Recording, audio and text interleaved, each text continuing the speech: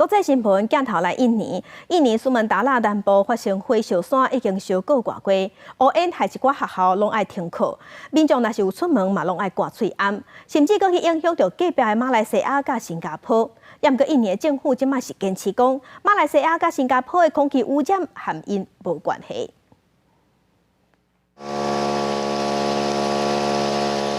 这是印尼的南苏门答腊省民众伫暗暝想要用家己的泉水装置来控制个拍花满山的火，暗过小小的泉水机，面对这么大的火，根本是无法度，就算等到消防队到现场，用水龙小拍控制火势，暗过依然真力。Pertama angin yang cukup kencang jadi cepat merambat dan juga ketersediaan air.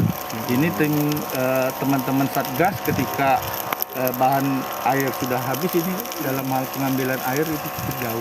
因为火花比以前延长，印尼各地发生野火风险增加真济。前年来困扰周边各国的危害，到即马无解决的现象。当地时间7日，卫生单位测量的 PM2.5 指数高达154，超过世界卫生组织认定标准11倍外。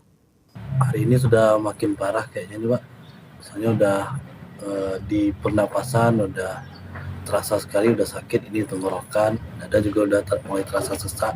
卫生单位除了伫交通较无影路口发催暗，要求骑机车人以外部分学校也被迫停课3天，要求学生留伫厝内用视讯方式上课。家长也尽量莫出外。这也会引起的危害，不止互印尼国内伤脑筋，也佫历史甲邻国的政绩。马来西亚指控印尼互野火拖开，互因的空气品质对立恶化。按过印尼政府否认这指控，公司新闻持家人辩解。